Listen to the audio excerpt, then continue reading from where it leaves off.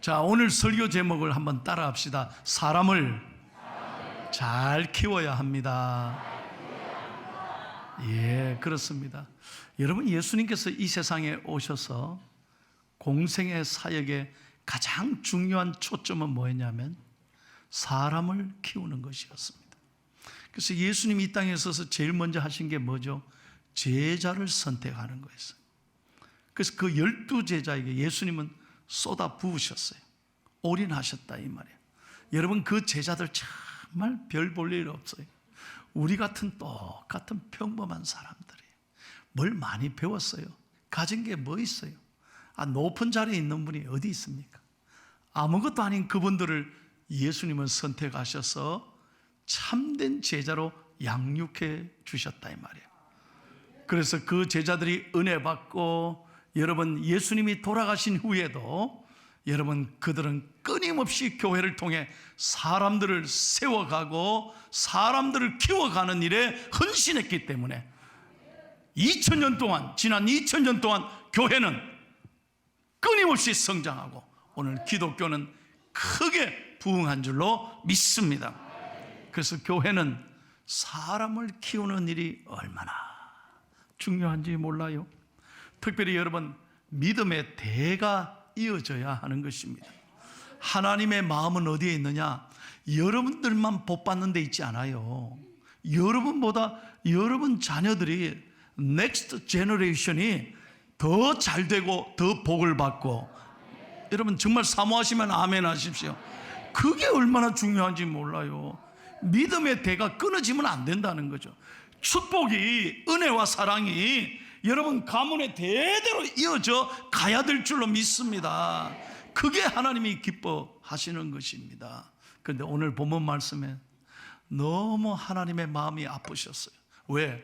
사사기 시대에 이제 가나안 땅으로 입성한 이스라엘 백성들이 채 30년이 되지 않아서 말입니다. 가나안 땅을 정복한 지 채 30년이 되지 않아서 그들은 하나님을 다음 세대가 잊어버렸다는 거예요. 하나님을 기억하지도 않았어. 여러분, 그래서 본문 10절 말씀을 다시 한번 읽겠습니다. 성경에 뭐라고 기록되고 있어요? 시작. 그 세대의 사람도 다 조상들에게로 돌아갔고 그 후에 일어난 다른 세대는 여호와를 알지 못하며 여호와께서 이스라엘 위하여 행하신 일도 알지 못하였더라. 오늘 성경에 분명하게 기록되고 있습니다. 자, 이유가 뭘까? 왜 하나님이 이 말씀을 통해 가슴 아파하셨을까? 첫째로 현실에 안주했기 때문입니다. 자, 지난 광야 생활 40년 동안에는요, 이스라엘 백성들이 출애굽의 40년 동안 1세대들이 진짜 죽도록 고생했잖아요. 얼마나 그 광야길에 힘들었어요. 그래서 그들은 오직 그 배고픔과 아픔과 눈물의 세월에도 하나님만 붙잡고 살았어요. 그래서 꿈에도 그리던 가나안 땅에 입성하게 된 거예요. 가나안 땅에 들어가서 처음에 쉽지 않았습니다. 50년 동안 가나안 땅 부족들과 이방 족속들과 전쟁을 벌인 거예요. 50년 동안 피눈물 나는 땅을 정복하는 세월이 있었습니다. 그리고 다 정복을 이루고 땅을 분배한 다음에 이제는 먹고 살만해졌다는 거예요. 이방 땅에 와서 이제는 정착하고 모든 것에 배부르게 됐습니다. 그러니까 그 다음 문제는 뭐냐? 다음 세대들, 광야의 고통을 몰랐던 가나안 땅에 입성해서 이후에 태어난 다음 세대들은 너무 가나안 문화가 좋은 거예요. 편안한 거예요. 그리고 옛날에 우리 부모님들이 알았던 그 하나님에 대해서 도무지 들으려고도 하지 않은 거예요. 그러니까 이들은 하나님을 잊어버렸다는 거예요. 하나님에 대해서 알려고 하지 않았다는 거죠. 이제 여기가 좋사오니 이제 우리 배부르고 등 따시면 되지 뭐. 왜 우리가 하나님 찾아야 돼? 뭐 그때는 그때고. 그러면서 점점 더 다음 세대들이 하나님을 잊어버려 갔다는 것입니다. 이게 영적인 위기였다는 거예요. 현실에 안주해졌다는 것입니다. 자, 우리 대한민국 보십시오.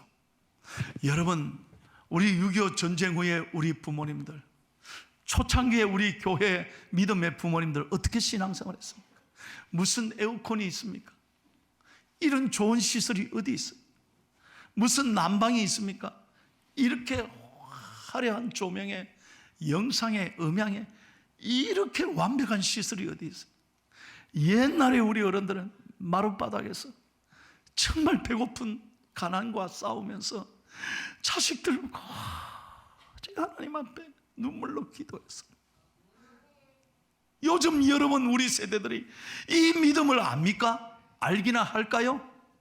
너무 편해졌잖아요. 너무 살기 좋아졌어요. 그런데 하나님을 찾지 않고 있다는 거죠. 이게 위기라는 거예요. 두 번째로 이유는 뭐냐? 신앙을 가르치지 못한 부모들의 책임이라는 거예요. 여러분 잘 보세요. 오늘 성경이 이렇게 말합니다. 다음 세대들, 지금의 세대들이 문제가 아니다. 책임은, 원책임은 누구에게 있느냐? 1세대들에. 오늘 우리의 부모들이 우리 자녀들을 먹고 사는 것에 너무 마음을 빼앗기가, 거기에 정신이 없다 보니까 우리 다음 세대에게 뭘 가르쳐야 되느냐? 이 신앙의 유산을 남기지 못했다는 거예요.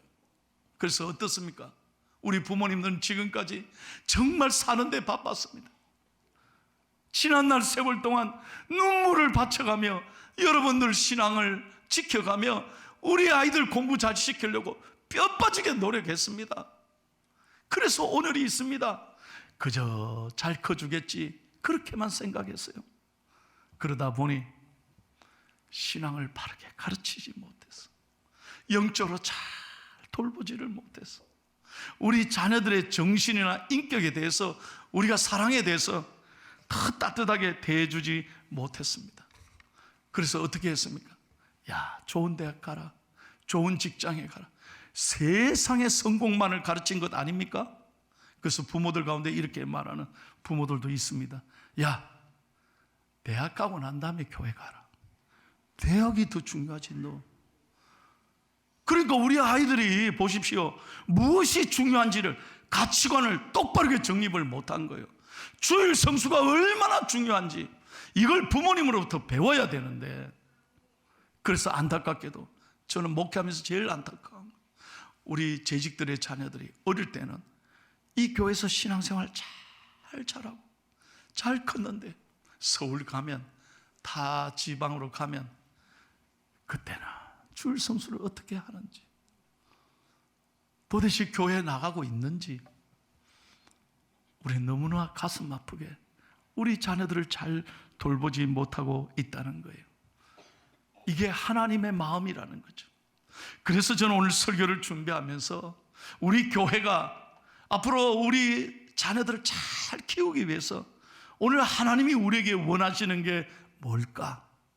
깊이 묵상하면서 여러분에게 이 설교를 드리고 싶습니다. 하나님의 뜻이 어디에 있습니까? 첫째로 다 같이 한번 읽겠습니다. 시작. 우리가 먼저 회개하고 자녀들이 하나님을 경외하는 믿음을 계승하도록 가르쳐야 합니다. 다시 한번 말씀드립니다. 우리 1세대들, 부모들이 먼저 회개해야 돼요. 하나님, 내가 올바르게 가르치지 못했습니다.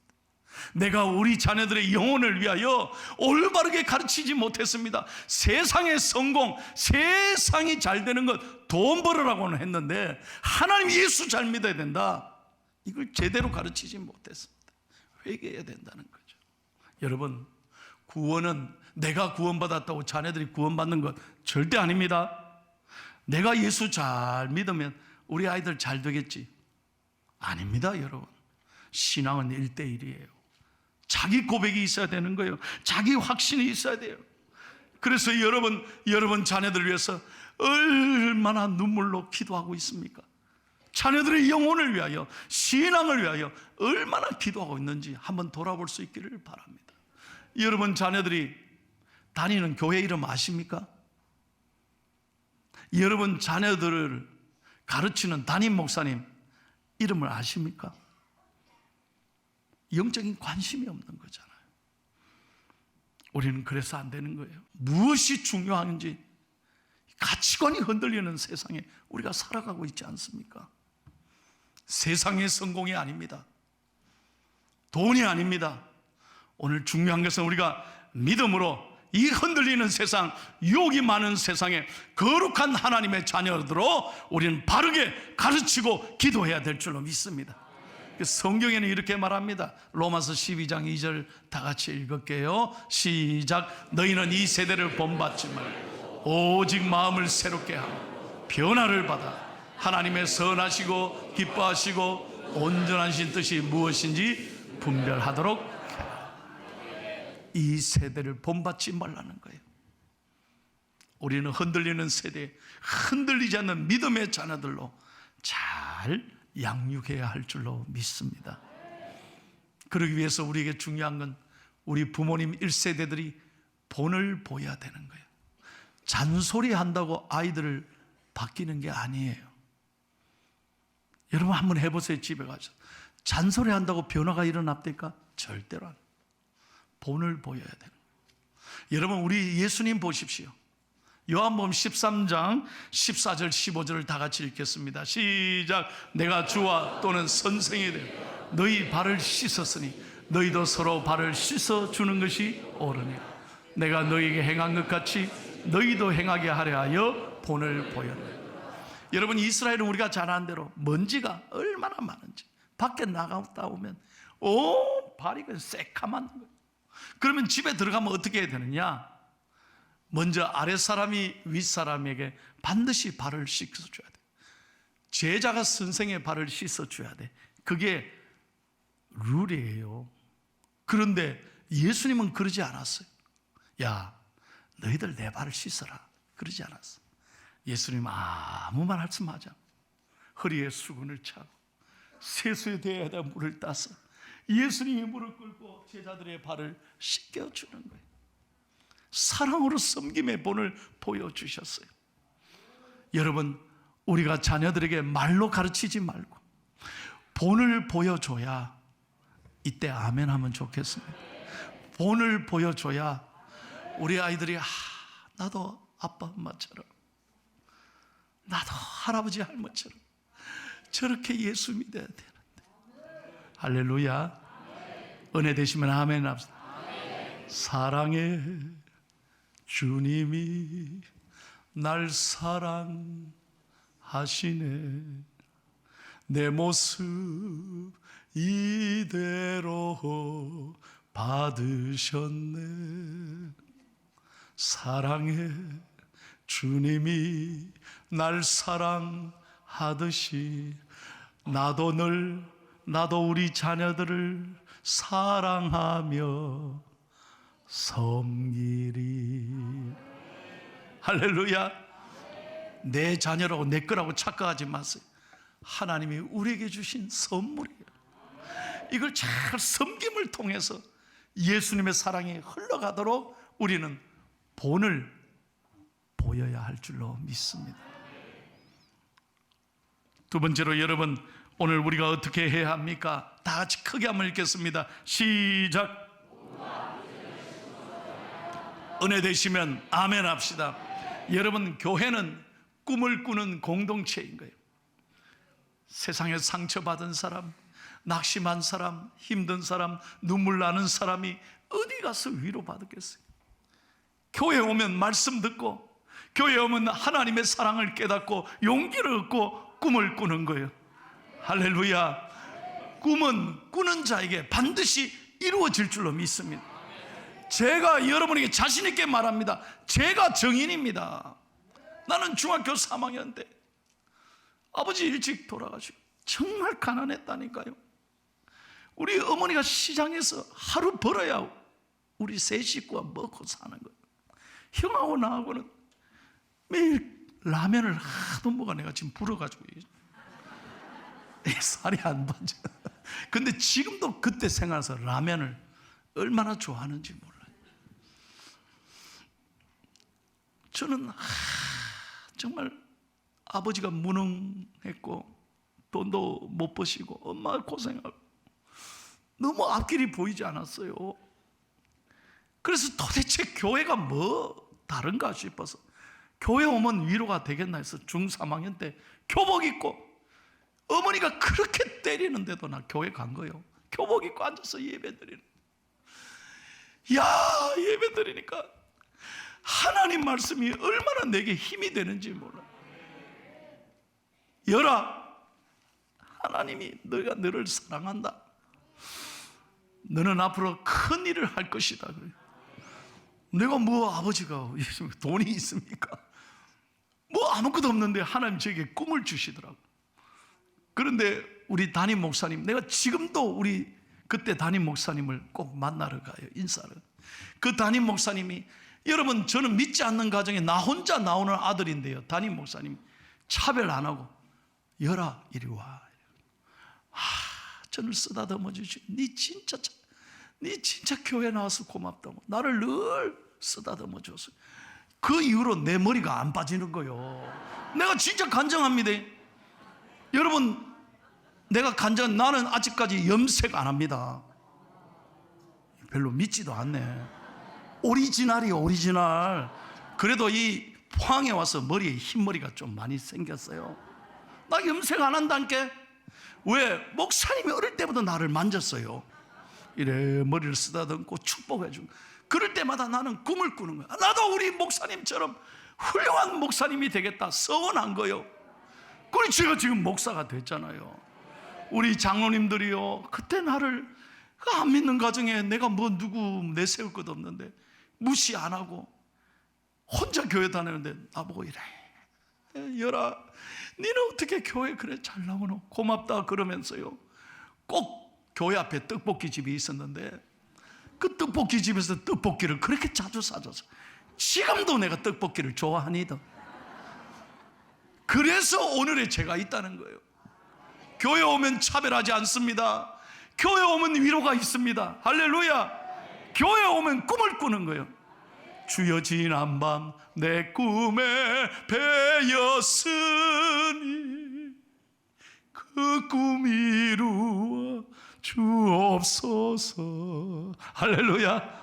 밤같이 내 계시로 보여주사 항상 은혜를 주옵소서. 여러분, 제가 산 정인이요, 교회 오니까 꿈이 생기더라 이 말이에요. 여러분 잘 들으셔야 돼요. 꿈은 꾸는 자에게 이루어 주시는 거예요. 저는 미국에서 17년 살았습니다. 제가 이분의 마틴 루터 킹 센터에 가서 정말 도전을 받았어요. 1963년도 그때 당시에는요, 미국 사회가 지금도 여전히 있지만 흑인과 백인이 완전 막 차별이 심할 때입니다. 버스 안에도요, 흑인 자리 따로 있고 백인 자리 따로 있어요. 상상이 됩니까? 아무 데나 앉으면 안 돼요. 화장실도 흑인 화장실 저 구석에 있고 백인들 화장실 따로 있고, 심지어는 교회요, 교회 백인 교회 흑인이 가면 큰일 납니다. 그렇게 차별되는 세상이었어요. 그런데 마틴 루터 킹 목사님이 1963년에 전 미국인을 향해서 뭐라고 강연했습니까? 이게 유명한 연설이잖아요. I have a dream. 나에겐 꿈이 있습니다. 백인 자녀들의 손과 흑인 자녀들의 손이 손에 손을 잡고 노래하며 함께 행복을 노래하는 그날, 그 미국을 저는 기다리고 기대합니다. 할렐루야. 여러분, 그 꿈이 이루어졌습니다. 2008년에 여러분, 미국 역사상 최초로 독립된 지 232년 만에 미국 역사의 최초로 흑인 대통령이 탄생된 거예요. 그가 누굽니까? 버락 오바마. 벼락같이 나타났어. 오바마가 나하고 동갑이요. 48살에 대통령 돼서 48살이에요. 여러분, 미국 사회에서 흑인이 대통령 된다, 이건 상상할 수 없는 사회인데, 여러분, 한 사람의 꿈이 위대하게 이루어지는 그날이 미국에 이루어진 거예요. 할렐루야. 마지막으로 세 번째, 우리 자녀들을 어떻게 해야 됩니까? 크게 읽고 마치겠습니다. 시작. 여러분, 우리 자녀들이 너무 약해졌어요. 지금 저출산이잖아요. 애 하나 아니면 둘이요. 그러니 너무 과잉 보호해. 옛날에는 7명, 8명, 9명, 10명이 보통이었는데 그렇게 가난해도요 다 잘 살았어요. 동의하면 아멘 좀 해주세요. 뭐 그때는 돌볼 시간이 어디 있어요. 저것끼리 그냥 내버려 두면 다 잘 살았어. 근데 요즘 애 하나이면 둘인데도 막 엄마 아빠가 너무너무 힘들어해요. 그러니까 여러분 죄송합니다.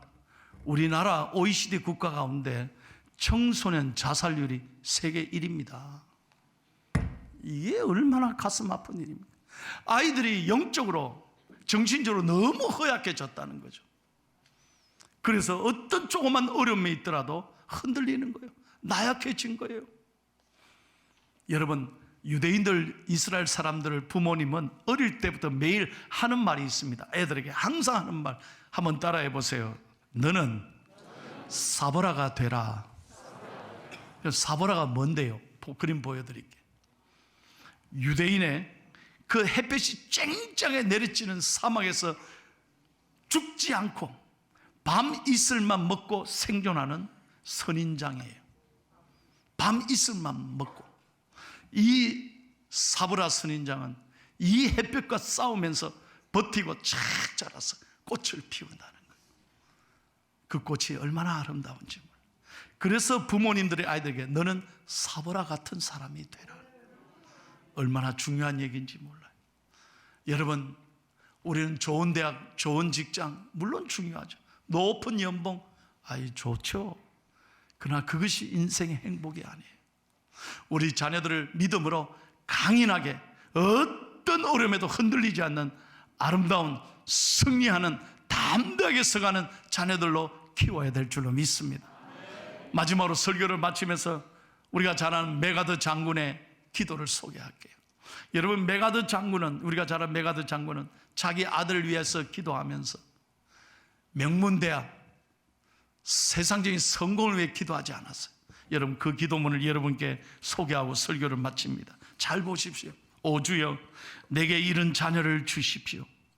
약할 때 자신을 분별할 수 있는 힘과 두려울 때 회피하지 않는 용기를 주시고 정직한 패배에 부끄러워하지 않고 당당하며 승리에 겸손하고 정중한 자녀를 내게 주소서.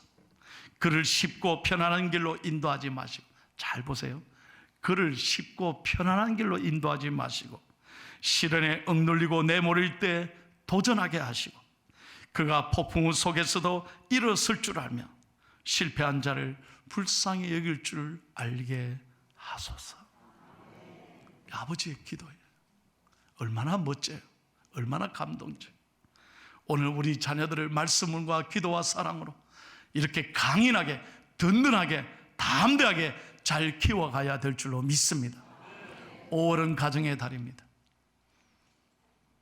여러분, 이 가정의 달에 여러분의 가정이 천국 같은 가정, 사철의 봄바람 부는 아름다운 가정이 되시고 여러분의 자녀들을 잘 양육해서 잘 키워서 오고 오는 세대에 위대하게 쓰임받는 축복의 가정이 되시기를 예수님의 이름으로 축원합니다.